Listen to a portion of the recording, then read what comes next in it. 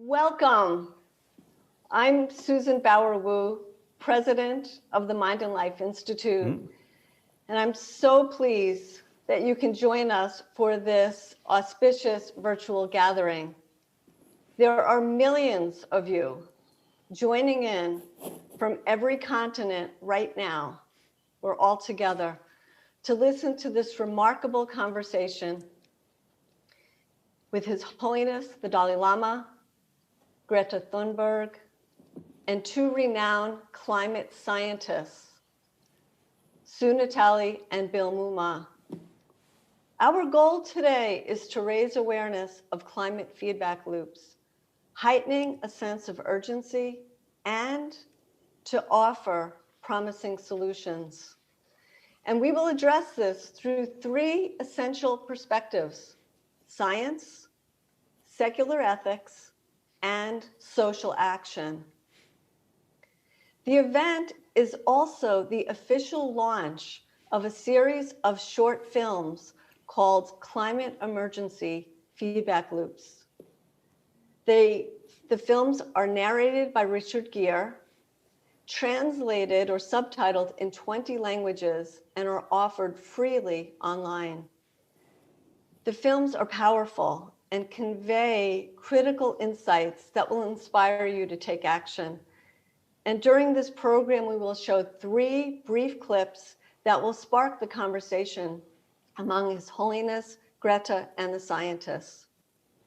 So I'm delighted to introduce the moderator for this program, Diana Chapman Walsh.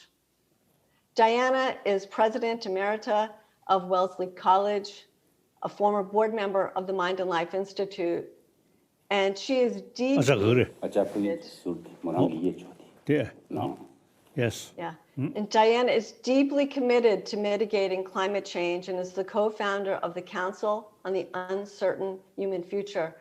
So it is my great pleasure to introduce Diana Chapman Walsh.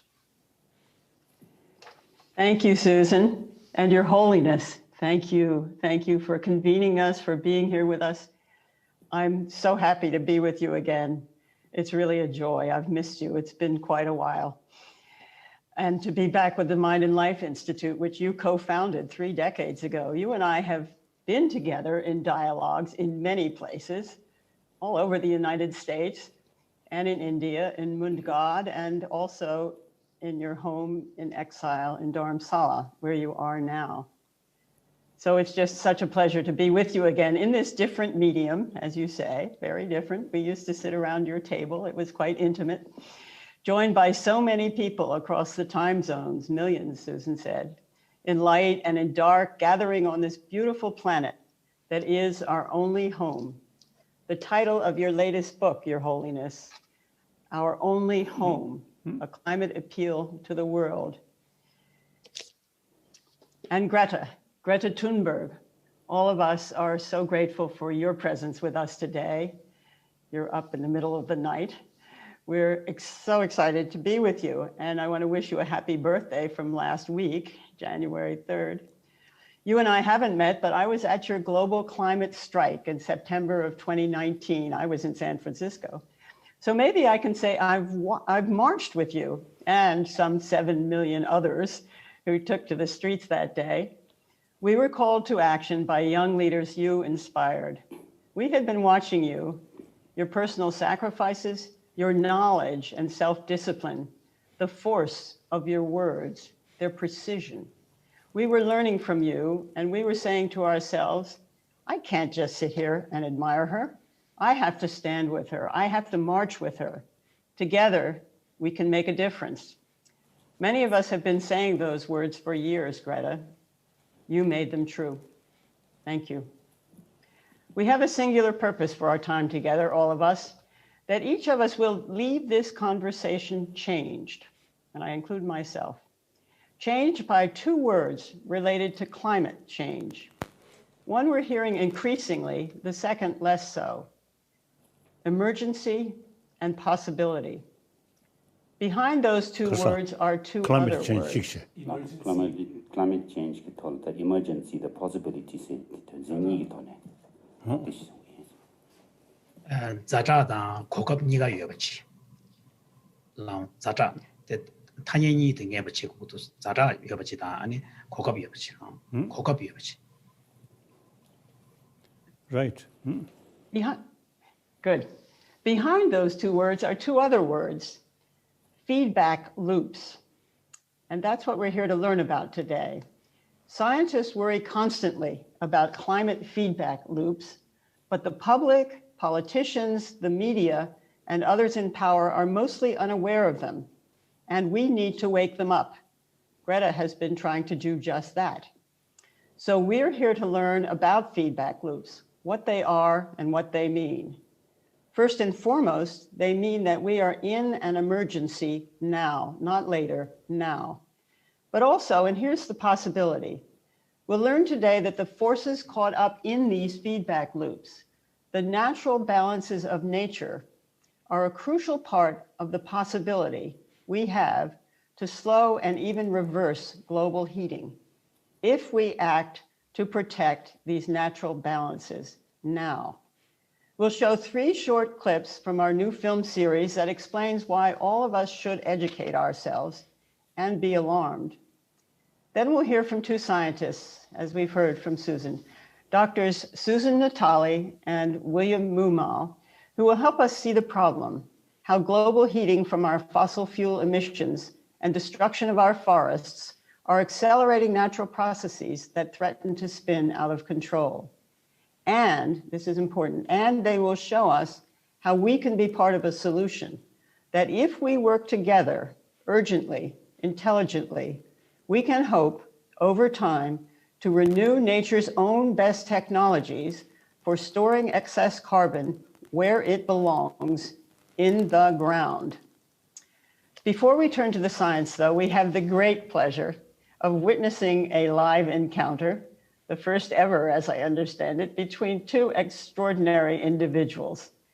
Both are great admirers of science, and both are greatly appreciated by scientists. Your Holiness and Greta Thunberg, it is you who have drawn so many of us together here today, your star power. Both of you live with the urgency of the climate emergency. You're very focused on it, both of you, and you both embody the possibility that we can address it. 2 moral leaders from 2 ends of the age spectrum, from the East and from the West, 2 visionaries who see the future and are calling us to action, calling us to our better selves. So I begin our time together by inviting you 2 into a dialogue. Standing by is Tumten Jimpa Langri, translator for the Dalai Lama and chair of the Mind and Life Board, to assist as needed. Thanks, Jimpala. But Your Holiness, I want to begin with you. Your book that I just held up, Our Only Home, begins with a letter to Greta. You wrote to her in May, and then part of it is published in this book that came out a bit later. I'm going to read your first 2 paragraphs now, and then I'm going to ask for your thoughts as you were writing them, and your thoughts now. This is what you wrote to Greta. I am also an ardent supporter of environmental protection. We humans are the only species with the power to destroy the earth as we know it. Yet, if we have the capacity to destroy the earth, so too do we have the capacity to protect it. It is encouraging to see how you have opened the eyes of the world to the urgency to protect our planet, our only home. At the same time, you have inspired so many young brothers and sisters to join in this movement. So, Your Holiness, my first question to you is, what inspired you to write that letter to Greta? Why did you want to be in touch with her? And how do you see the importance of her work now and going forward? This is your chance. We've brought you together. Your Holiness. Doctor. 저기 너무 중요들 저기 나야 디 좀센다 아니 뭐라는 미세 저와 나야 좀센다 아니 딜텐 다시 마음 봐 간절히 공부시 저기 나야 슬로스 Oh. When I heard the young ladies, you see, the thinking about environment or these things, I really admire. It is really encouraging now from a young community, a younger member of humanity, now showing genuine sense of concern of our future, of our planet. It is a very, very hopeful sign. Now, actually, you see, everybody wants happy life. No question about that. Not only we human beings, but also, you see, animals, insects, everyone wants happy life. And for that, you see, everyone is very much concerned about their own existence. Now, about human being, humanity. In a way, human brain is something very special, remarkable. Yet, judging our world, human being, in a way, most troublemaker. Other animals, you see, their daily life, eat, sleep, sex, but we, much sort of desire, and too much sort of also the sense of we and they. Human history, say, I think among the different species of mammals on this planet, I think we human beings, one way, create a lot of good things, but at the same time, we create a lot of problems. Now, today, world, a lot of problem, even to some extent, the ecology. All this, much sort of our own creation. So now, question is why? Our brain, wonderful, but we, you see, too much sort of thinking. Firstly, we ourselves, human being. Secondly, then our nation, our country. Then finally, my family. So eventually, you see, thinking, very small circle. The reality, individual human beings' life depend on the community or family. The family, their life depend on the community. Now, today's world, you see, the entire 7 billion human beings are one human community. So now, time come, we have to think entire humanity. The ancient time, a small circle, we. That now, according to this reality, now you see thinking we, small circle, is now unrealistic. So 7 billion human beings, you see, entire our life depend each other. So Thank you, Your Holiness. That's beautiful. Thank you. If you don't mind, is it all right if I ask Greta if she would like to say something to you since she's having the chance now to meet you. 그래서 법무신들이 겨울을 실어줄 거면 쉬죠. indeed. I'm eager. Good. Oh. Good. Greta, Yes. is there anything you'd like to ask His Holiness or say to him or tell us about receiving his letter? Whatever you'd like to say. Well, first of all, I would like to say thank you for hosting this event, and thank you to everyone who's taking part, and thank you to Your Holiness for being such a loud advocate for environmental protection and environmental action. I can say as a younger generation, we appreciate that very much. We are eternally grateful that you are standing up for us, not only for us, but for the future of the entire humanity and for the entire planet. And also, of course, thank you for your letter and for your support. It means a lot. And yes, although we may be very different in terms of age span and many other things, we share the same goal. We share a common goal, and that is to protect our planet and life on Earth and humanity. And so, thank you once again, Your Holiness. 감사. 오늘 겨울을 채나 국내 전에 개발이나야 안 대미유도 가서 때문에 지원을 공부시 넘치다 같이 되네. 남게 같은데 지벌 참. Thank you. So when I heard this young girl from Sweden,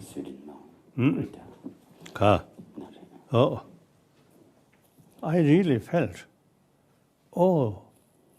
there is real hope from our younger generation, who really thinking this environment and these things. So this is, I think, at such a time, we generally world more materialistic thinking, and then finally, small circle, my nation, my community, as I briefly mentioned. So now, it is quite rare who talking about world, about environment, these things. I really feel this is a sign of hope for future. Like my generation, now ending. So like you, the younger generation, really, now all our hope depend on these young people. Yes. Thank you, Your Holiness. Since I'm close to your age. Thank you so much, Your Holiness. It's the past is past. Past is past. Now, future depend on younger generation. Yes. I think, anyway, I may say our generation create a lot of problem, sufficient problem. Now let them solve. Right. Thank you. Thank you very much. So now we have a short clip from the film series that we're introducing today, and it includes just a little part of the speech, Greta, that you gave at the UN Climate Action Summit in 2019. And I know, Your Holiness, that you saw that speech. It's the one, Greta, you sailed across the Atlantic Ocean in a small sailboat to address. And in that speech, you referred to irreversible chain reactions or feedback loops. So before we show the clip, and it's only a couple of minutes, Greta, would you want to say anything about why you thought it was important to raise this issue of feedback loops at that meeting, what you knew about them, and why you thought world leaders needed to hear those words from you?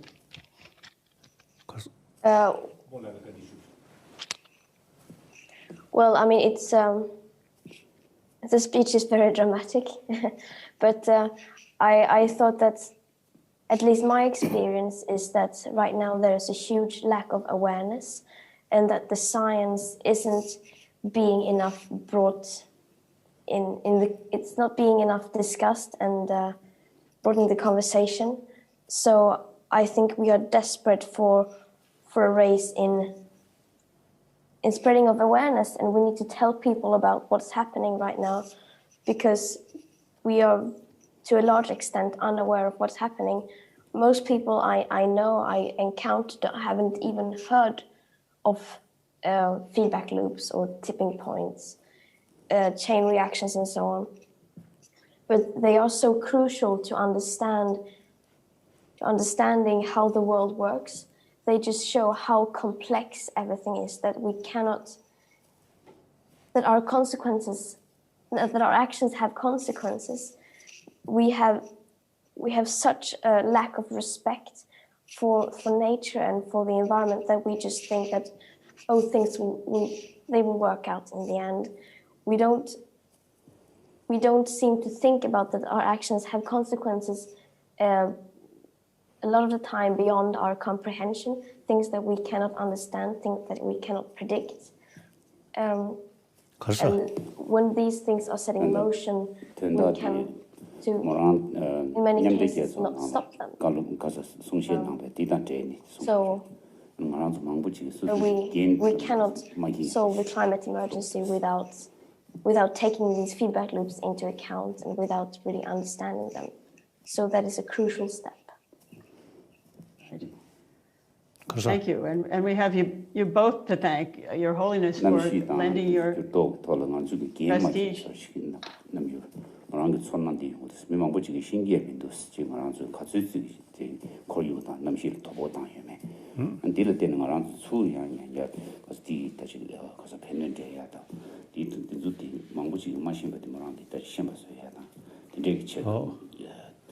You see, it seems we generally thinking, of course, basically human nature is more self-centered, selfish from the birth. But now, you see, for individuals' best interest depend on community. When we say community, entire world is one same human community. Right. So now, they taking care yourself. In reality, in practical level, we have to think about humanity, about world, thinking world, not sort of religious matter, but practical level. You see, our future depends on entire humanity, on this planet. So we have to think about this planet. It's our home. Yes. And then the ancient time, we say east, west, north, south. And within that, different religion, different color, different language. Now these are minor. Now time comes, we have to think about humanity, oneness of 7 billion human beings. We have to think about humanity.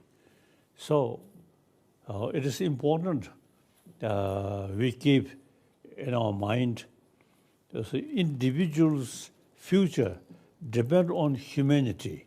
So we have to think about humanity, happy humanity, healthy world. Yes. So, thank you. Thank you so much. If you'll allow me, we wanted to be able to teach all the millions of people who have logged onto this program a little bit about this idea of these feedback loops. And we have a piece of a film, a very short piece of a film that we'd like to show now to start that process, and then our scientists will explain more, Your Holiness. And you're absolutely right, and you have been so clear your entire life that the only way we solve these challenges now is to find a way to come together as one human family to solve these problems. And what we're hoping from this program is that everyone who has tuned into this will be inspired by you and by Greta and by this new knowledge and information that we're hoping to transmit today, to go out and work very hard together, linking arms together, all of us, to get in front of this problem of the climate crisis. So with that, I would like to start with this first film clip. It's part of the introduction to the series of films. There are 5 films, and one is an introduction. And this short segment that we're going to show begins after the concept of feedback loops has been explained. So just to get us started, let me just offer a simple definitions, and our scientists will elaborate it more as we go along. But for now, if we think of causes and effects in a system, the cause, in our case, and this is Buddhist cosmology certainly helps us understand this, the cause in our case, greenhouse gas emissions, produces an effect. The planet warms, and that effect, hotter temperatures, feeds back into the climate system and causes more heat-trapping gases to be released into the atmosphere, which then accelerates the rate of heating. And on it goes faster and faster and faster in a vicious cycle. We'll see examples of this problem from our scientists, and then we'll see how the situation may improve if that feedback cycle can be reversed. So that's the basic idea, and the scientists, again, will elaborate. Let's now watch that first film clip. But it's more than our emissions heating the globe. Something else is at work here. The rising temperatures are setting in motion Earth's own natural warming mechanisms that then feed upon themselves. The popular idea of cutting our emissions in half in 10 years only gives us a 50% chance of staying below 1.5 degrees and the risk of setting off irreversible chain reactions beyond human control. 50% may be acceptable to you, but those numbers do not include tipping points, most feedback loops, additional warming hidden by toxic air pollution, or the aspects of equity and climate justice. Emissions from fossil fuels are the input which add heat-trapping gases to the atmosphere, raising Earth's temperature and setting in motion self-perpetuating warming loops. Warming as a result of the warming itself. That ever-growing screeching noise is an apt analogy for the damage that human-caused feedback loops are wreaking on the planet. Scientists have identified dozens of feedback loops already in motion. It's imperative that we understand them if we're going to solve the climate crisis. As the climate warms, forests, once removers of carbon, release it back into the atmosphere as carbon dioxide, or CO2. Frozen ground in the northern hemisphere thaws and emits CO2 and methane. These are the kinds of feedback loops that lead to further warming, triggering the release of even more heat-trapping gases and raising the temperature even higher.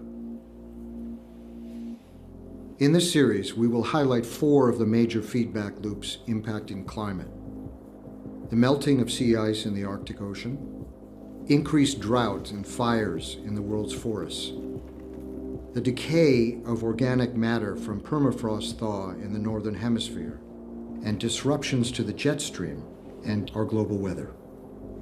Each amplifies warming, and combined, they are spinning out of control. To help us understand what the world is failing to see, we now turn to 2 scientists who have dedicated their lives to these problems and are here to help us understand them more fully. First, Dr. Susan Natali. Sue, you are an inspiration for your expertise, your dedication, your brilliance, and the compassion that drives you forward into the collapsing tundra. You work in perhaps the most challenging area on the planet now, the rapidly warming Arctic. Difficult work. At the Woodwell Climate Research Center in Woods Hole, Massachusetts, you direct the Arctic program. We're eager to learn from you and from your colleague, Dr. William Mumau. Bill, your distinguished career in environmental studies has garnered much recognition, including from the Nobel Peace Prize Committee in 2007 that selected the IPCC, the Intergovernmental Panel on Climate Change, for reports on which you and other scientists were lead authors.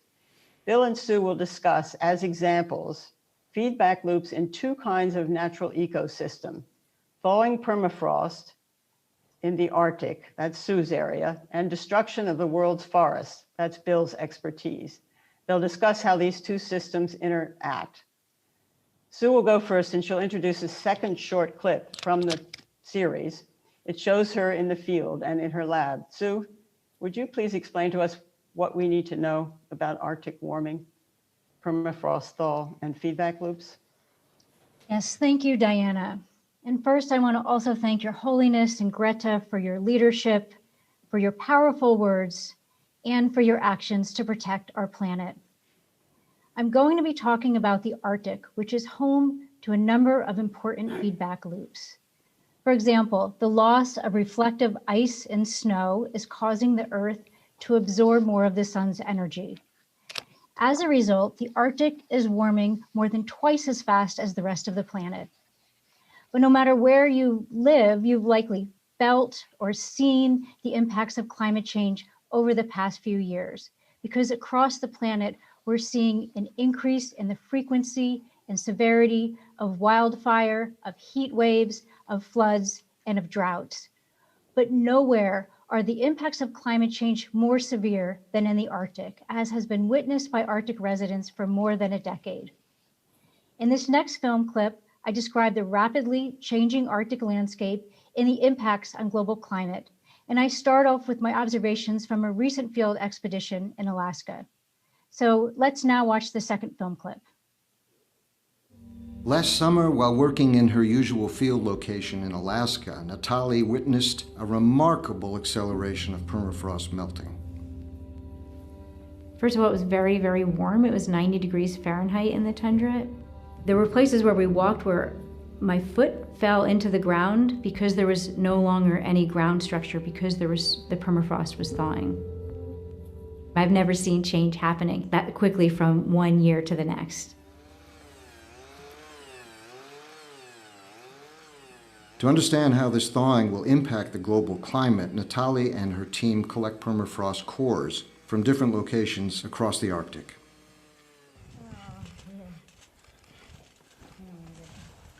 In the lab, she analyzes their carbon content and composition to determine how much gas will be released when the permafrost thaws. These cores were taken from a location that has really organic, rich, deep, peaty soils. And you can tell that when you look at this core because it's really dark brown, and that dark brown color means that it holds a lot of carbon. The thawing permafrost not only impacts the climate through the release of greenhouse gases, it can entirely transform the landscape, as Natalie has seen in Duvany Yar, Russia. I had never seen permafrost thaw and ground collapse of that magnitude. You know, I remember driving up to it on the boat, and it was like, wow, this huge cliff, many, many stories high. You see these really, really fine roots that have been frozen for 40,000 years. Once they're thawed, they'll decompose in a year.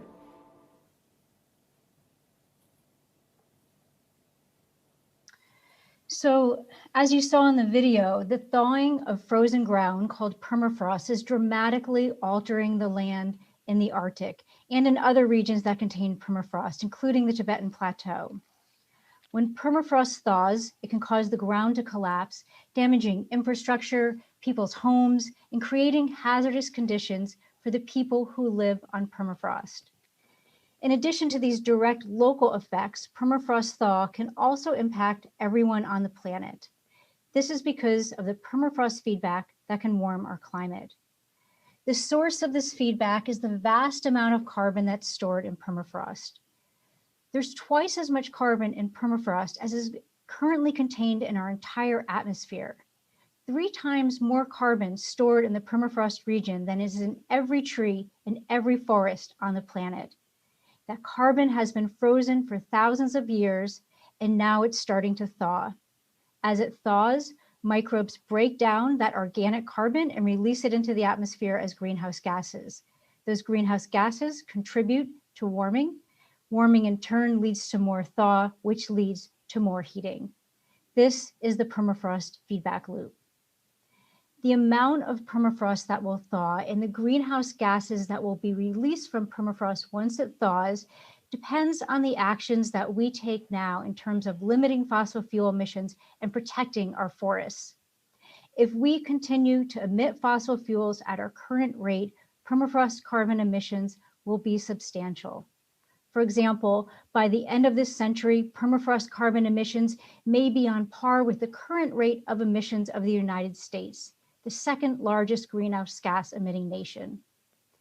But if we substantially reduce fossil fuel emissions and protect our forests, we can cut permafrost carbon emissions by more than in half. This will have important consequences for the people who live on permafrost, in the Arctic, on the Tibetan Plateau, and for people across the planet. Importantly, and perhaps surprisingly, this permafrost feedback has not been accounted for in the global carbon budgets that have been used to determine how much and how fast we need to reduce greenhouse gas emissions to limit warming. It's critical that decision makers are aware of and account for the permafrost carbon feedback in order to keep our climate under control and to restore the planet. Thank you very much, Sue. Bill, much of your work has been in the forests. Would you take a few minutes now to explain the complexities of the forests in the feedback loops and in this climate emergency and the relationships too between the forest and the Arctic? Thank you, Diana, and thank you, Sue. As you've all learned from my colleague, Dr. Sue Natali, the Arctic is warming faster than the rest of the globe because of feedback loops, the loss of reflective snow and ice, in addition to the increased atmospheric greenhouse gases. So this extra warming is thawing permafrost soils and releasing even more carbon.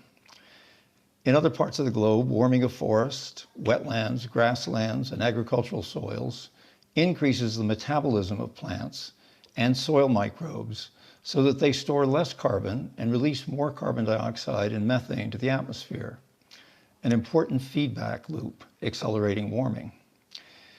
Our warming climate has increased droughts, pests, and has made possible some of the largest wildfires in history. The massive fires this past year in Australia, in the western United States, and in the Arctic have added carbon dioxide to the atmosphere, and the remaining dead trees cannot remove carbon dioxide. It is essential that we halt warming rapidly so that we can continue to have the benefit of large-scale atmospheric carbon dioxide removal that our forests provide. While carbon dioxide emissions began to increase after about 1750, when industrialization began, half of all human-caused emissions have occurred since the first climate treaty in 1992. As you heard Sue say, halting these direct emissions is essential. But to change our trajectory in the direction of a more benign climate, we also need to remove more carbon dioxide from the atmosphere. Forests are the most powerful way we have to do that right now, and they provide an important, helpful feedback. While 11 billion tons of carbon is released by human activity each year, the increase in the amount in the atmosphere is just 5 billion tons. Oceans and plants on land remove the rest, and over half of this is removed by forests.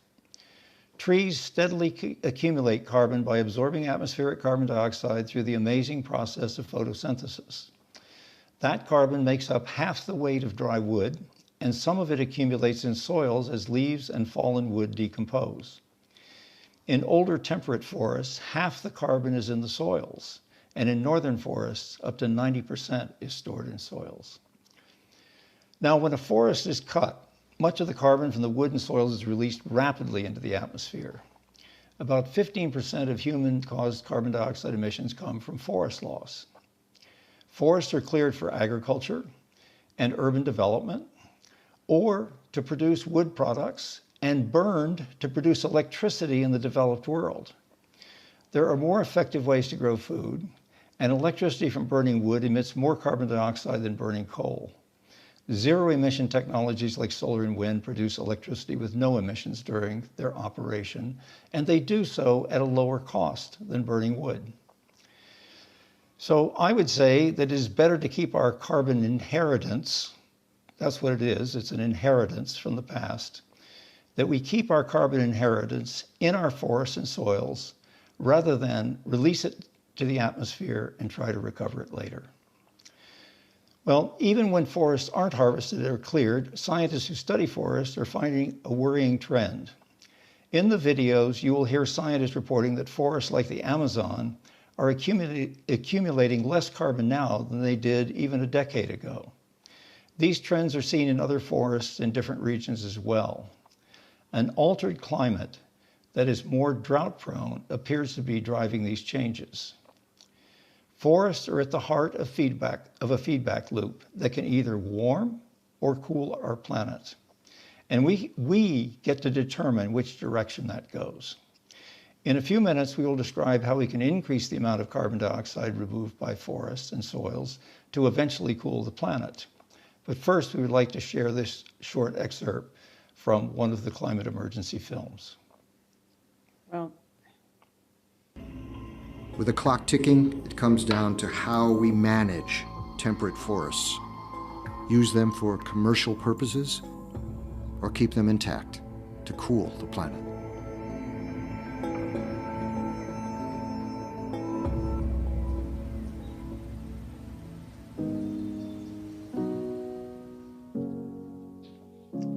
While human activity has kicked off natural warming loops, human ingenuity could reverse their direction, turning them into cooling feedbacks instead.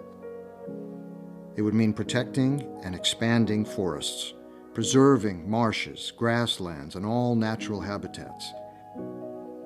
Using agricultural practices that store carbon instead of releasing it, and letting trees and plants do their job of taking carbon out of the air. This would lower Earth's temperature and kick in a self-perpetuating cooling feedback loop. George Woodwell was an early pioneer warning about fossil fuel use, setting off warming feedback loops 5 decades ago. He's convinced the solution lies with nature's own ability to cool the planet. We can store carbon in life. If we want to be optimistic, we have to be very progressive in our transition away from fossil fuels and into a new green world. But it takes imagination, interest, and a recognition of the reality of an Earth that is failing at the moment. We can't allow it to be too late.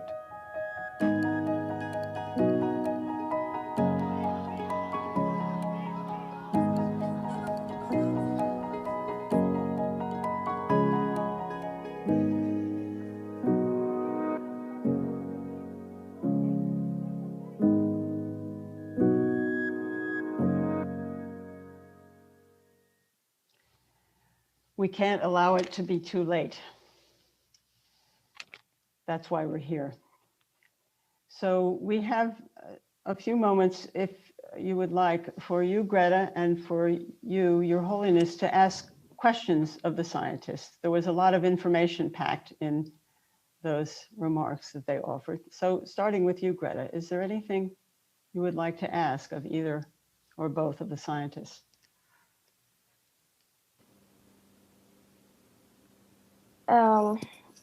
I mean, there's so much to ask, but I maybe to whether you could clarify in what way these effects, these aspects and feedback loops are not included and are not accounted for in, for example, the global carbon budgets, and why is that?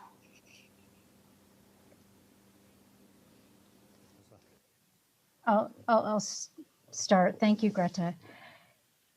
So in the models that informed the last reports that advised these global carbon budgets, permafrost was not included in those models. And part of that is because these models are built for the planet and not specifically for the Arctic. And so scientists are well aware of this and are actively trying to get these processes into the models, but sometimes science acts a little bit slower than it needs to when we think about policy, when we think about a climate emergency. So we need to take the information that we have, even if the models aren't perfect. The scientists are aware that this is happening. And when we think about managing for risk, we need to act. Maybe we don't know the specific number, maybe we know a range of numbers, but those numbers are good enough for us to communicate what these risks are. I might just add that the models as they are tell us a pretty serious problem is on hand. And I think even the scientists who work with those models then are quick to say, yes, but it's really worse than that because of these feedback loops. And as science progresses and we learn more, and as Sue can tell you, it's not easy working in the Arctic. It's not easy to get those kind of measurements and data. But as we get more of it, we'll be able to do a better job. Your Holiness. Oh, sorry. Greta, go ahead. You had a follow-up? Sorry, and yeah, because all these like announcements that countries are starting to do now, as for example, net zero 2050 or halving emissions by 2030 and so on, those are based on these incomplete carbon budgets, which gives us a way too low probability of staying below the safety limits set out. Do you think there's a risk in that this is being miscommunicated and misunderstood? And what do you think we could do about that? I think there's definitely a risk. I mean, we're about 1 degree Celsius and we're already seeing the hazards of climate change. We're underestimating what it takes because we're not accounting for these feedbacks. So there's definitely a risk, and what we can do about it, I think, is events like this, educating ourselves, communicating others about what's being left out and what we need to do. And what we need to do is be a lot more ambitious and to make our voices heard.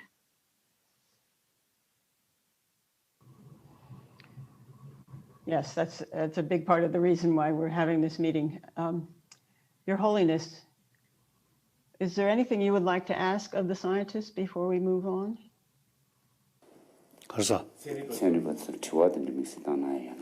Oh. Now today, we already have the solar power. Then wind power. These quite clean. We already also practice these things. Now we should put more effort.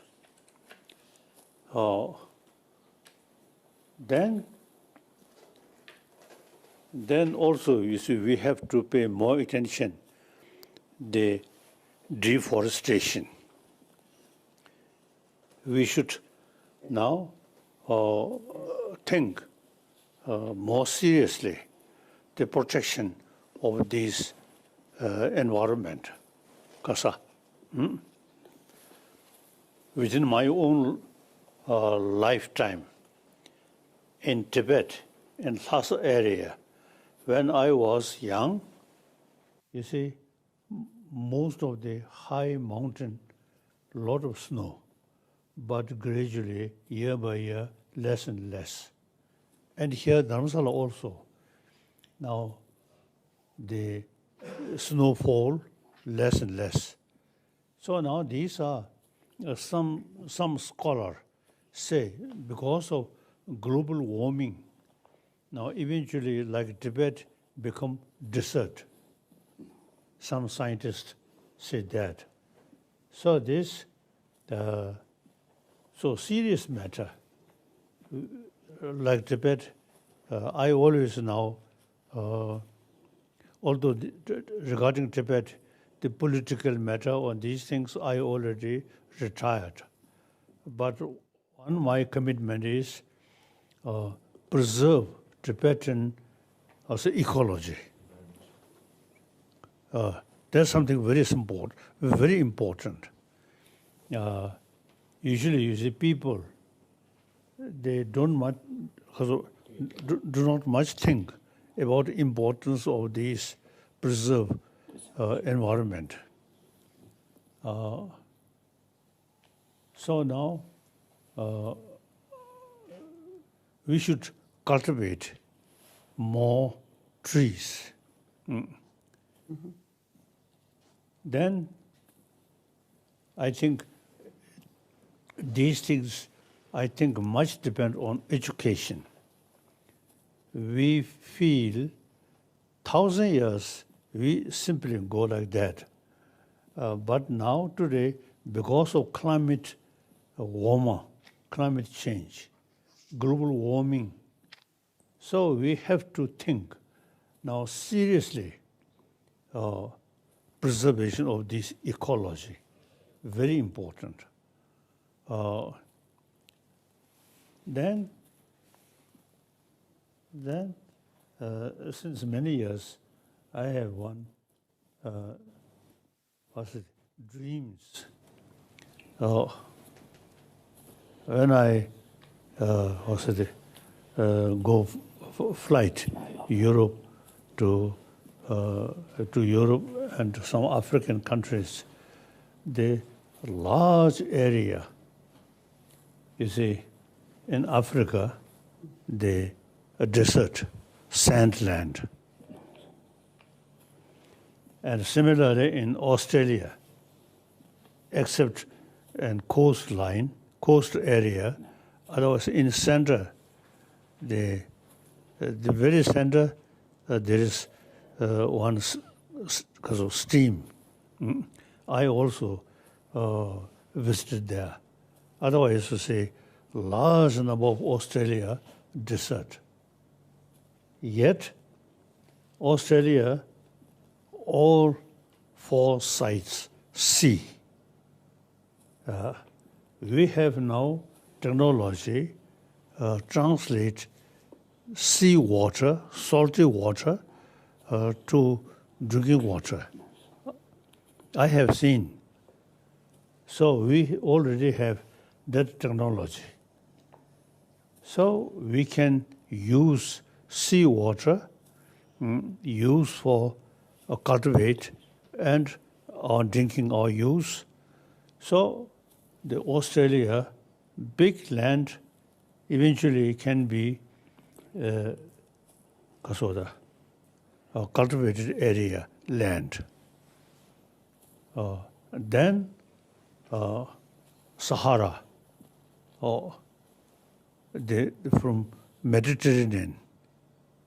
So you can use the sea, the transform drinking water, and also from the western side of Sahara, you see you can use a lot of sort of sea water and cultivate the Sahara land.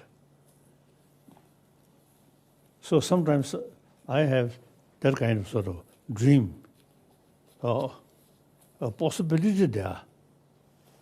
So when we saw due to global warming, because of the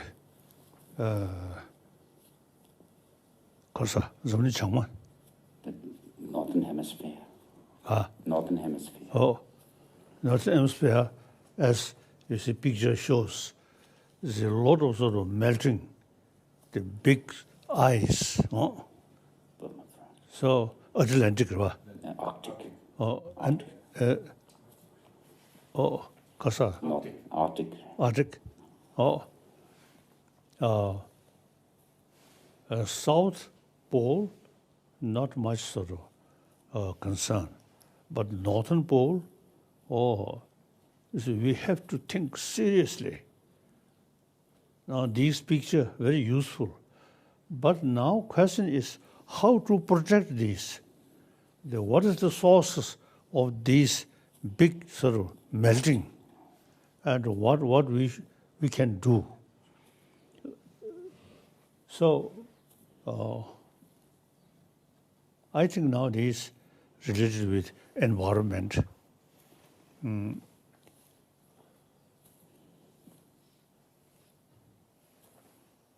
So now we already know these sort of serious consequences, this melting. But now important is discuss how to reduce this. And one way, as I mentioned earlier, you see the using soil, fossil fuels.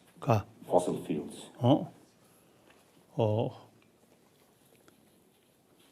So use more clean energy like that.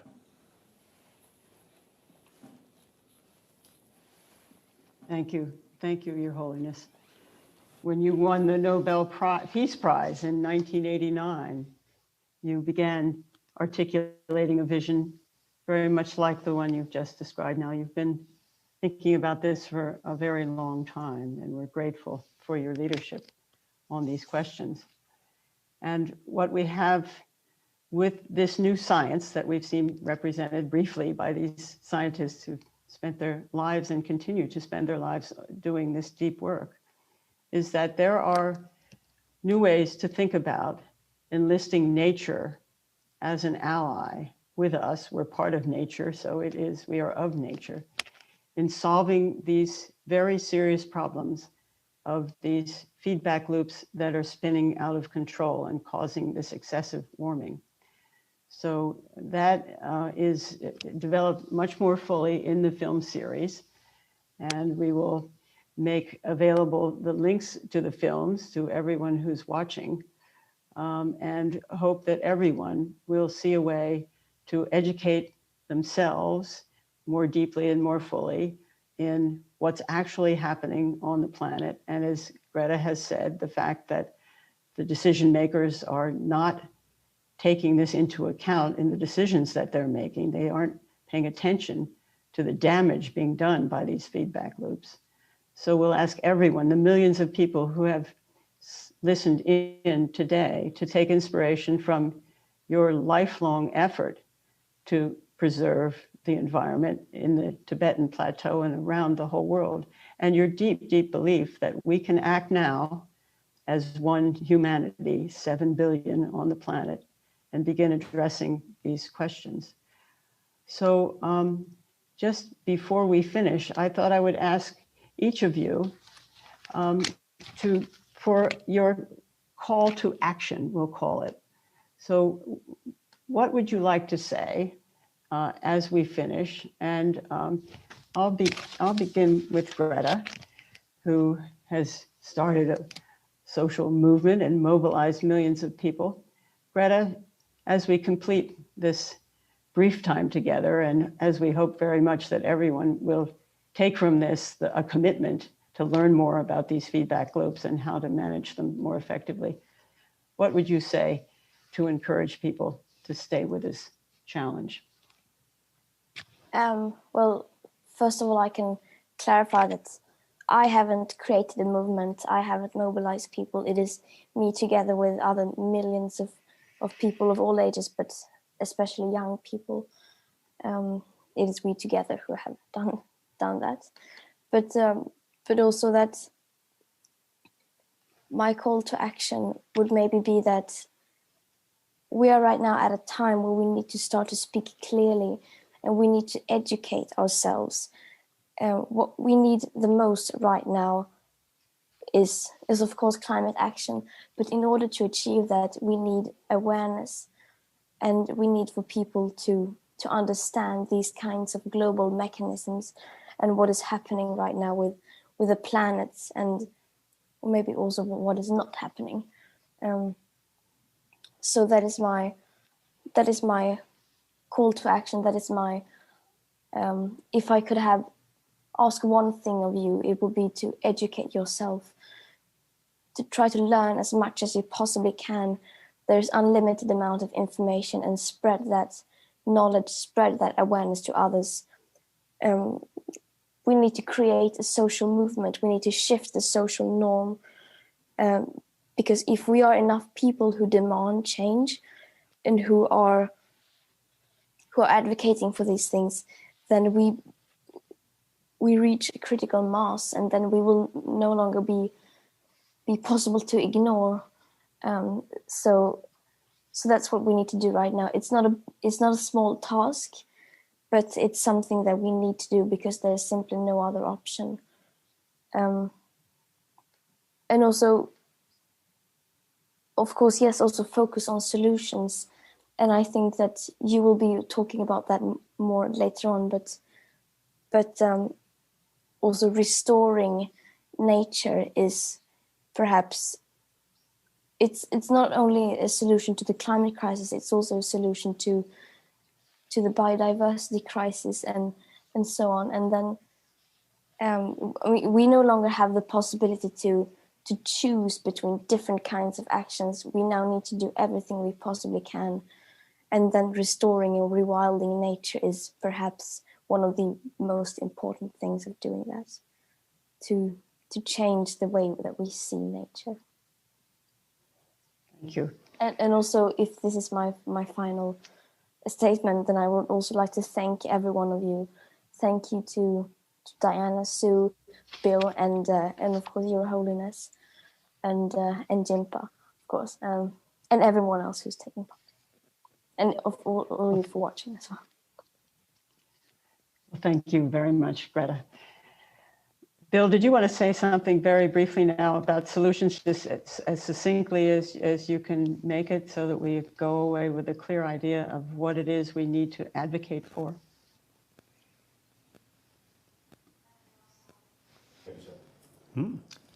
So, do you want me to go next, or? Yes, Bill. So, yes. Yes. Yeah. All right. Good. Well, to achieve a safe global climate, we must refreeze the Arctic to save it. To refreeze the Arctic, we must cool the Earth. To cool the Earth, we must reduce the heat-trapping gases of the atmosphere and stop feedbacks. And I'm going to say something that will probably shock many people, but I think it's important for everyone to know this. While it is essential to halt the addition of heat-trapping gases to the atmosphere, such as carbon dioxide from our energy systems and from our exploitation of nature, as well as to stop the release of short-lived but more potent warming gases such as methane and refrigerants. That's absolutely essential. But current feedbacks will continue and raise global temperatures even if we halted all emissions today, because current amounts of heat-trapping gases in the atmosphere are so high. So what must we do? In addition to halting putting things in, we must simultaneously reduce our emissions and increase the capability of natural systems to remove more carbon dioxide than we are releasing, so that the atmospheric amounts decrease. When we reach that point, we will begin to lower global temperatures. Recent studies show that by allowing more of our forests to grow, they would have the potential to store twice as much carbon as they do today. This process of forest restoration, called proforestation, will rapidly accumulate more carbon out of the atmosphere by avoiding harvest-related emissions, which, by the way, are typically half the carbon that's in the trees, and take advantage of the fact that larger trees accumulate and store the most carbon. We need to let trees get big in order to store the carbon that has to be stored. Reforestation and planting additional forests is a good thing to do, but it will take a lot longer. It will complement us for the distant future. Similarly, changing grazing practices on grasslands, altering farming methods, protecting existing wetlands will both maintain existing carbon out of the atmosphere and accumulate more while increasing the productivity of soils and agriculture. So as Sue pointed out, the addition of heat-trapping gases in one place has global climate consequences. Likewise, removal of these gases from any place on the Earth reduces the global amount of heat-trapping gases and contributes to eventually cooling the Earth. So as surprising as it may sound, saving the Amazon and many of our other forests will also help to save the Arctic and our climate. If we can reduce emissions and increase removals sufficiently to lower atmospheric gases, the feedbacks that were so harmful as atmospheric accounts were increasing will amplify reductions as we decrease the gases in the atmosphere. Thanks. Sue, would you like to? No, I think, Bill, I'd like to go to His Holiness. Okay. We're running low on time, and I think Okay. we want to hear from His Holiness as the last word. And thank you for your summary. Your Holiness, the floor is yours. True. Oh. 두 마리 깔럼 나왔어. So it seems now we, human being, in different place, you say, our life over 1,000 years, millions of years, you see, we take for granted now this kind of life or this kind of a situation. Now, through education, climate changing, and the human population much increase, then we, I think, very much utilize nature resources. So these are a new development. So due to that, you see now some new sort of problems there. So I think we should now educate those the scholars should explain the reality, our lifestyle, unlike 100 years or 1,000 years. Now today our lifestyle some changing and also utilize the nature resources very much. So now climate change and the nature sort of resources now much sort of effect. So we have to think seriously about the new situation and our lifestyle, way of thinking now have to think about today's reality. So through education and a young leader like you, I think raise awareness or seriousness through education about the future generation. Now things are now become more serious, but we take for granted and usual way. That I think now sometimes you see there's a mistake. We have to think seriously about reality. Then we have to think how to protect that. So now leader like you are very, very sort of important. You can do much uplift awareness. So very good.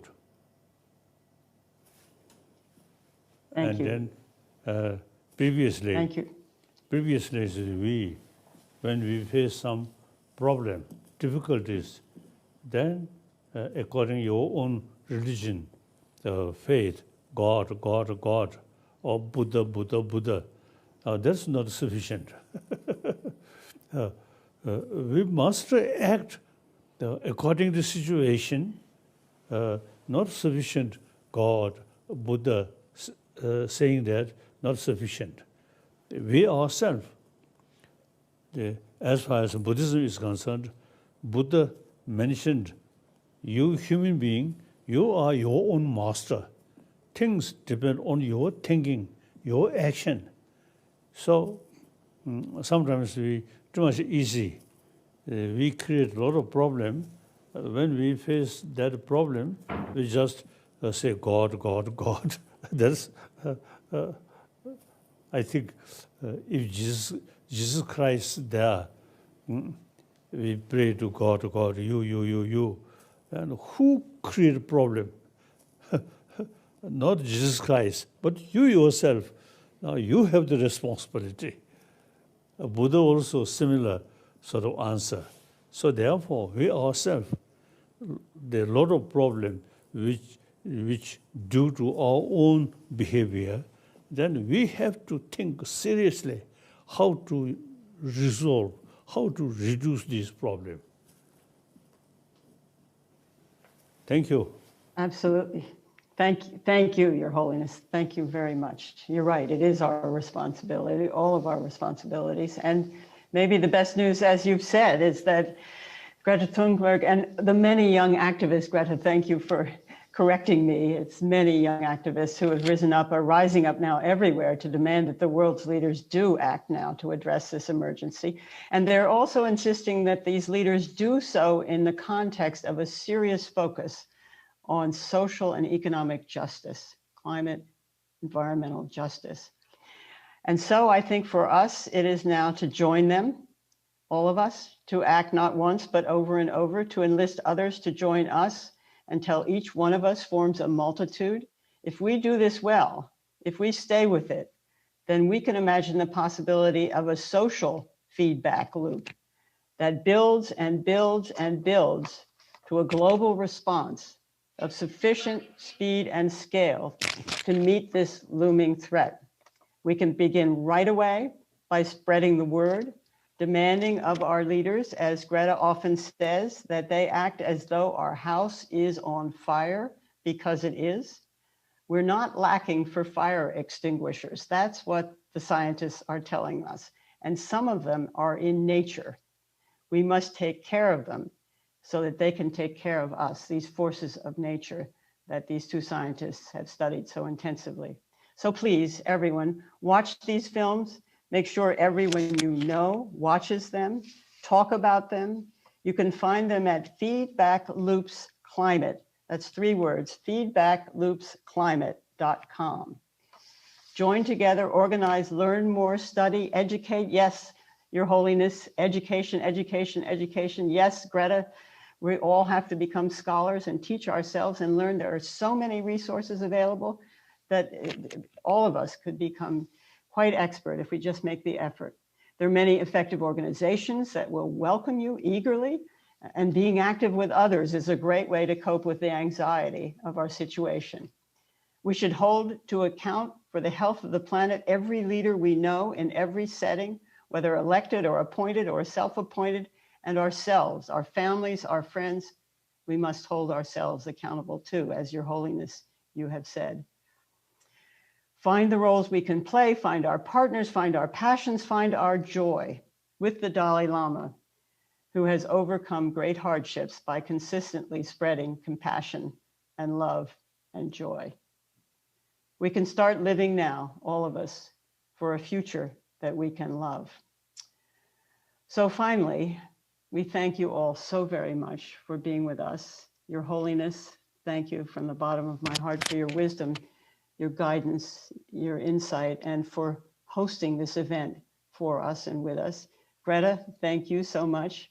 And it's just been such a joy to see the two of you join together for the first time on this computer screen. We will all hold that image of the two of you together, these two moral leaders, and all that you represent, all the people behind you. We'll hold that in our hearts as we go forward and take up this work together. And finally, I want to acknowledge with great gratitude the Mind and Life Institute for hosting this event and for their deep commitment and ongoing efforts to bridge science and contemplative wisdom to foster insight and inspire action toward flourishing, individual flourishing, societal, and planetary. And finally, thanks to all of you who have tuned in to spend this time with us all over the world. We're very grateful to you. You have our admiration, and go forward. Let's do this work together. Thank you. This talk gives me opportunity seeing many of my old friends' face. Yes. Including their nose.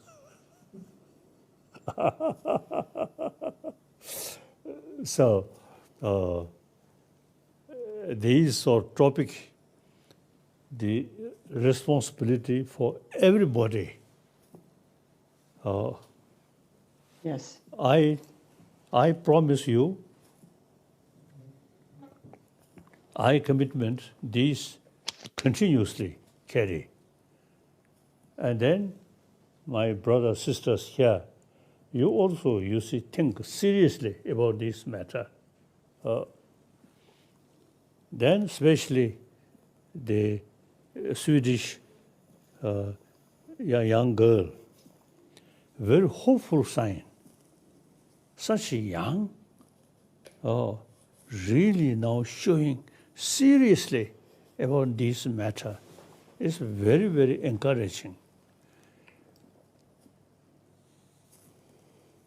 So, in a way, I think I may say, when I met former President of America, Obama,